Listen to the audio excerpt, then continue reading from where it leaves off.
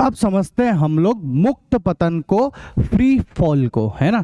क्या होता है मुक्त पतन? देखो ये भैया मेरे पास एक माचिस है ना। मैंने क्या करा, इस माचिस को बस देखो ऐसे ही छोड़ दिया, छोड़ दिया, तो ये धरती की तरफ जाके गिर गई है, गिर गई ना, नीचे की तरफ जाके गिर गई है। बस इसी को हम लोग बोलते हैं मुक्त पतन। आई बात समझ में? तो क्या परिभाषा हुई मुक्त पतन की?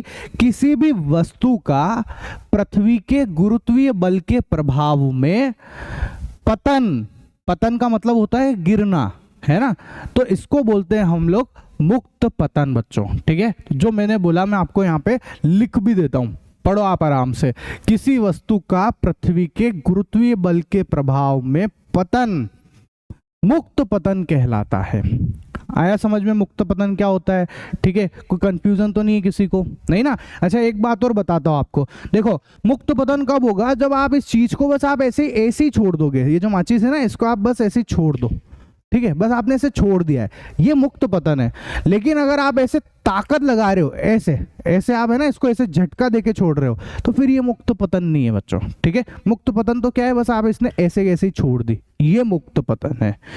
आया समझ में मुक्त पतन क्या चीज होती है? ठीक है, एक और एग्जांपल देखो, आपको यहाँ पर दिख रहा है एक बहुत बड़ा बगीचा, दिख रहा है बगीचा। इस बगीचे के अंदर दिख रहे हैं हमको आम के पेड़, जिसपे लगे हुए बहुत सारे प्यारे प्यारे आम लगे हुए हैं इसके ऊपर, ठीक है। अब मेरा आम खाने का मन हुआ, तो मैंने कहा एक काम करता हूँ, इस पेड़ से आम को तोड़ता हूँ। तो मैंने इस पेड़ को जो है जोर जोर से हिलाना स्टार्ट करा, है ना।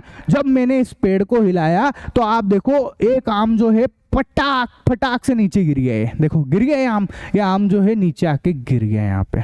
तो ये आम का हो गया मुक्त पतन। आई बात समझ में? कोई दिक्कत हो तो बोलो किसी को, नहीं? चलो एक और एग्जांपल देखो आप, है ना।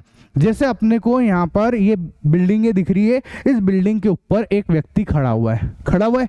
इस व्यक्ति के हाथ में है सिक्का, क्या है? सिक्का, चल है तेरे नाम का, है ना। तो वो सिक्का है इसके हाथ में, ठीक है। तो यहाँ पर क्या भैया, इस सिक्के को इसने छोड़ दिया, आराम से छोड़ दिया, तो ये सिक्के का मुक्त पतन है। क्या है ये सिक्के का मुक्त पतन है। कोई दिक्कत है अब किसी को मुक्त पतन में? बोलो। सिंपल सा कॉन्सेप्ट है, समझ में आ गया होगा। इतनी सी बात है, किसी भी चीज को बस ऐसे ही छोड़ दो, उसको मुक्त पतन कहते हैं, फ्री फॉल कहते हैं उसको, ठीक है। अब हम पढ़ते हैं बच्चों गुरुत्वीय त्वरण को। ध्यान से सुनना, बहुत अच्छा टॉपिक, बड़ा इंटरेस्टिंग टॉपिक आने वाला है आगे, इसी की बात आने वाली है। अब इस गुरुत्वीय त्वरण को ही समझना है अपने को, ठीक है। तो देखो आप, मैं सिक्के को तो वापस इसको दे देता हूं, है ना। अब सुनो, गुरुत्वीय त्वरण, नाम आया त्वरण। त्वरण को हम पहले से जानते हैं, हमने पढ़ रखा है त्वरण के बारे में। बताओ क्या होता है त्वरण? किसी भी वस्तु के वेग में परिवर्तन की दर त्वरण कहलाती है। पढ़ रखा है कि नहीं? बोलो जल्दी से, पढ़ रखा है ना पिछले चैप्टर में।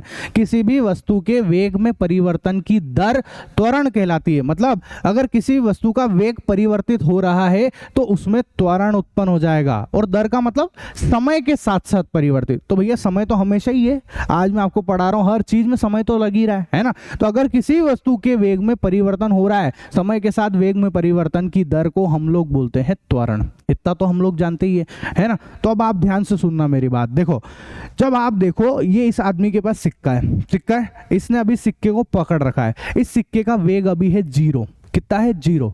अभी तो भाई चल ही नहीं रहा है सिक्का, इसलिए इसका वेग है अभी 0, ठीक है। जैसे ही इसने सिक्के को छोड़ा, जब सिक्का नीचे की तरफ जाएगा तो इसका वेग धीरे धीरे धीरे धीरे बढ़ रहा है। क्या हो रहा है? धीरे धीरे वेग बढ़ रहा है इसका। फिर से देख लो आप, एक बार फिर से देख लो, है ना। देखो ये सिक्के को जब मैं छोड़ता हूं तो सिक्के का वेग धीरे धीरे धीरे धीरे बढ़ता जा रहा है, बढ़ता जा रहा है, बढ़ता जा रहा है, और ऐसे करके नीचे गिर रहा है ना। मतलब इस सिक्के का जो वेग है वो परिवर्तित हो रहा है, परिवर्तित हो रहा है, ठीक है। और वेग में परिवर्तन की दर को ही हम लोग बोलते हैं त्वरण। क्या बोलते हैं? त्वरण बोलते हैं, ठीक है। जो वेग में परिवर्तन की दर है उसी को हम लोग बोलते हैं त्वरण। तो यहाँ पर भैया त्वरण हो रहा है, ये जो सिक्के की गति हो रही है ना, ये सिक्के की गति में त्वरण उत्पन्न हो रहा है। देखो त्वरण उत्पन्न हो रहा है, वेग जो है वो लगातार परिवर्तित हो रहा है, इसलिए त्वरण उत्पन्न हो रहा है। पर अब एक बात बताऊं आपको, समझना मेरी बात अच्छे से।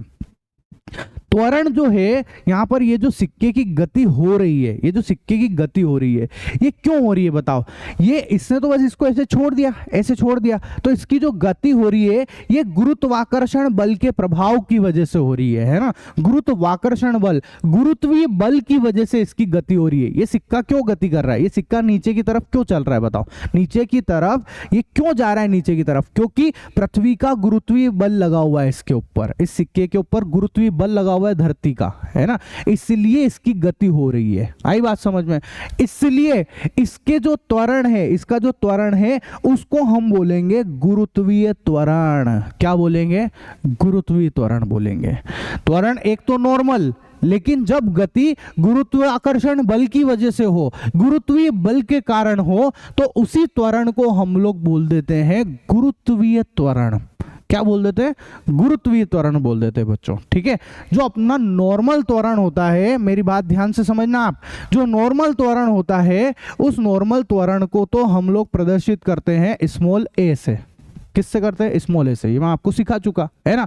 लेकिन जो गुरुत्वीय त्वरण होता है आपका, जो गुरुत्वीय त्वरण है उसको हम लोग प्रदर्शित करते हैं स्मॉल जी से। किससे करते हैं? स्मॉल जी से प्रदर्शित करते हैं। याद रखना ये बात, ठीक है?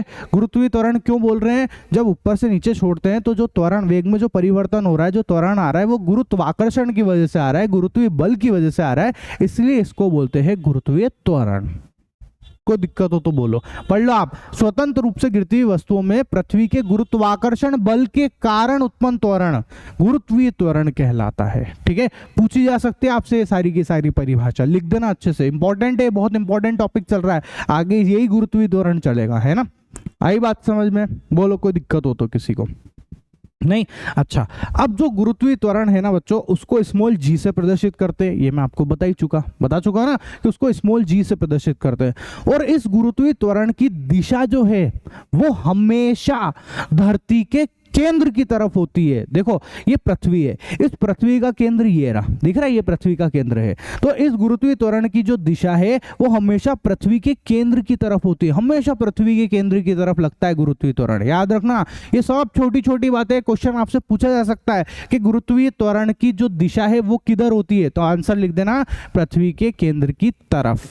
किधर होती है? पृथ्वी के केंद्र की ओर होती है। और गुरुत्वीय त्वरण का मात्रक, बोलो त्वरण का मात्रक क्या है? मीटर बटे सेकंड स्क्वायर, है ना? मीटर पर सेकंड स्क्वायर है। उसी तरीके से गुरुत्वीय त्वरण का मात्रक भी मीटर पर सेकंड स्क्वायर ही होता है। मैं आपको ये सिखा चुका हूं पहले, है ना? मीटर पर सेकंड स्क्वायर ही होता है। कोई दिक्कत हो किसी को इस पॉइंट में? बोलो नहीं? अच्छा, आगे सुनो। अब देखो, अब हम लोग पढ़ने जा रहे हैं पृथ्वी से दूर की वस्तुओं के लिए